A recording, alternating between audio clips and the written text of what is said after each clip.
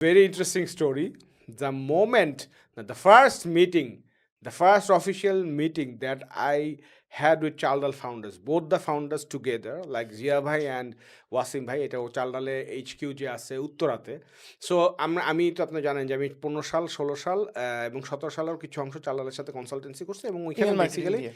Email marketing এর জন্য করছি। আমরা $5,000 আপনার ইমেল মার্কেটিং করছি, ওখান থেকে আমরা মোটামুটি সাকসেস পাইছি and that actually triggered the founder যে আচ্ছা এইখানে হয়তো একটা নাম্বারস উনি আনতে পারে।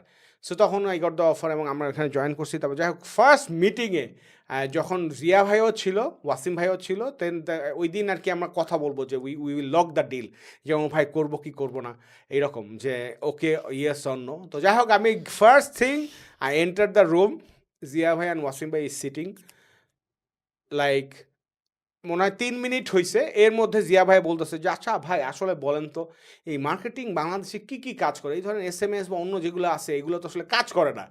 So first thing he is saying this to me, and the most favorite SMS মানে channel, marketing channel I had at that moment is SMS. Because our brand যেটা ভাই প্রথমেই ঝামেলা। প্রথমেই ঝামেলা। সো I loved মানে খুব লাউডলি হাসছি। তো উনি বলতেছে, "কি ভাই?"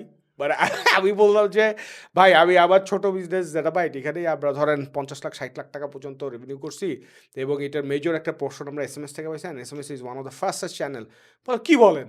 তো তখন আমি ওইটাই বললাম যে, "দেখেন এটাই ইজ দ্য থিং, বাংলাদেশের মার্কেটে অনেকের অনেক পার্সপেক্টিভ, কিন্তু আসলে যে কি কাজ করে এটা অনেকে জানে না, বিকজ তারা করে না, এবং যারা করে নাই তারা মনে করতেছে যে এইটা হয়তো কাজ করে না।"